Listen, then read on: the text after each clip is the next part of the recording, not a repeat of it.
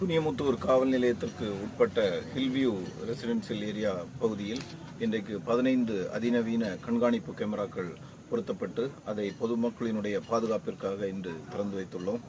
கோவை மாநகரம் முழுவதும் 25,000 கேமராக்கள் பொது இடங்களில் பொதுமக்களினுடைய பாதுகாப்பிற்காக பொருத்தப்பட்டுள்ளன. ஒவ்வொரு காவல் நிலையத்திலும் உள்ள பகுதிகளில் எந்தெந்த பகுதிகளில் கேமராக்கள் பொருத்தப்பட்டிருக்கின்றன, எந்தெந்த பகுதிகளில் கேமராக்கள் தேவை என்பதை அறிவியல் ரீதியாக கேப் அனாலிசிஸ், கூகுள் மேப்பில் கேப் அனாலிசிஸ் பண்ணி அந்த இடங்களில் அந்தந்த பகுதியில் உள்ள பொதுமக்களினுடைய உதவியோடு கண்காணிப்பு கேமராக்கள் பொருத்தி வருகின்றோம். இதன் மூலமாக குற்றங்கள் வெகுவாக குறைந்திருக்கின்றன. நடந்த குற்றங்களையும் உடனடியாக கண்டுபிடிப்பதற்கு வசதியாக இருக்கின்றது. சட்டம் ஒழுங்கை பராமரிப்பதிலும், குற்றங்களை தடுப்பதிலும், பெண்களுக்கு எதிரான குற்றங்களை தடுப்பதிலும் இந்த கண்காணிப்பு கேமராக்கள் மிகவும் உதவியாக இருக்கின்றன. சமீபத்தில்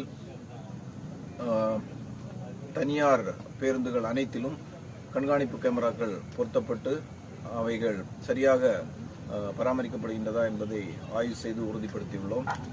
அதேபோல மற்ற பகுதிகளிலும் கேமராக்கள் இல்லாத இடங்களிலும் பொருத்துவதற்கு தொடர்ந்து முயற்சி எடுத்து வருகிறோம். சரிங்க, இந்த சிட்டிக்குள்ளே எவ்வளோ கேமரா சார் இது வரைக்கும் வச்சிருக்கு சார்? அதான் 25,000 கேமராக்கள் வந்து சிட்டி முழுவதும் பொருத்தப்பட்டிருக்கு. இது எல்லாமே பப்ளிக் பிளேசஸில் பொறுத்திருக்குது. இதில் கவர்மெண்ட் பண்ணது, ஸ்பான்சர்ஷிப்பில் பண்ணது, தனியார் நிறுவனங்கள், இது மாதிரி ரெசிடென்சியல் அசோசியேஷன்ஸ் பண்ணது, இது எல்லாமே சேர்ந்து. சார் ஃபியூச்சரில் இவ்வளோ கேமராஸ் இங்கே கோயம்புத்தூரில் வைக்கணும் அப்படின்ற மாதிரி எவ்வளோ சார்? அதாவது நகரம் வந்து தொடர்ந்து வளர்ந்து வர்றதுனால, எக்ஸ்டெண்ட் ஆகிட்டு இருக்கிறதுனால அதை வந்து நம்ம இன்னைக்கு ஒரு அடிஷனலாக ஒரு 1000 கேமராக்கள் தேவை அப்படின்னு சொன்னோம்னா அடுத்த வருஷம் இன்னும் அதிகமாகிட்டு போயிட்டு இருக்குது.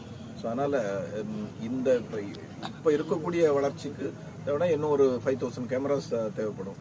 பட் அடுத்த வருஷம் திருப்பி வளரும் போது இன்னும் அதிகமாக தேவைப்படும். ஸோ பஸ்ஸில் வந்து எவ்வளோ கேமரா சார் வச்சிருக்கு சார்?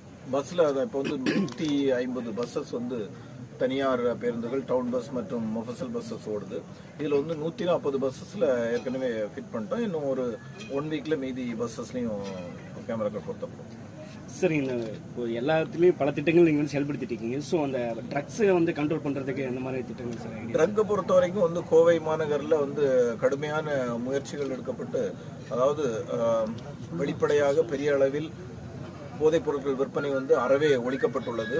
சின்ன சின்ன லெவலில் இருக்கிறத கூட வந்து உடனுக்குடன் தகவல் கிடைச்ச உடனே நடவடிக்கை எடுத்து அது எங்கேருந்து வருதுங்கிறத சோர்ஸ் செக் பண்ணிட்டு இருக்கிறோம். குறிப்பாக நம்முடைய குனியமுத்தூர் கரும்புக்கடை பகுதியில் இந்த டேப்லெட் வித் கேங், கேரளாவில் இருந்து ஒரு கேங்கு, கர்நாடகாவிலிருந்து 2 கேங்கு, அதே போல் ஹரியானாவில் இருந்து ஒரு கேங், ராஜஸ்தானில் ஒரு கேங், அதே போல் சரவணம்பட்டி பகுதிகளில் கல்லூரி மாணவர்களுக்கு கஞ்சா வித்த, ஷில்லாங்கில் இருந்து மேகாலயா, அதே போல் சரவணம்பட்டி பகுதிகளில் கல்லூரி மாணவர்களுக்கு கஞ்சா வித்த, ஷில்லாங்கில் இருந்து மேகாலயா மாநிலத்தில் ஷில்லாங்கில் இருந்து இந்தியா போஸ்ட் மூலமாக வந்துட்டு இருந்தது.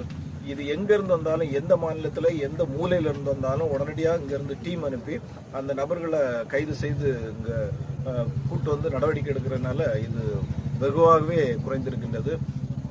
அதே போல தொடர்ந்து விழிப்புணர்வு ஏற்படுத்தி கொண்டு வரும். கல்லூரி நம்ம 83 காலேஜஸ் வந்து இருக்குதுங்க. எல்லா காலேஜஸ்லையும் ஆன்டி ட்ரக் கிளப் ஃபார்ம் பண்ணி கல்லூரி மாணவர்களுக்கு விழிப்புணர்வு, அவர்கள் மூலமாக தகவல்கள், அந்த இந்த போதைப் பொருட்களுக்கு பாதிப்புக்கு உள்ளான மாணவர்களுக்கு கவுன்சிலிங், சைக்கலாஜிக்கல் சப்போர்ட், இது எல்லாமே பண்ணி ஹோலிஸ்டிக்காக வந்து இந்த பிரச்சனைக்கு ஒரு தீர்வு காண்றதுக்காக கோவை மாநகர காவல்துறை தொடர்ந்து முயற்சி எடுத்து வருகிறது.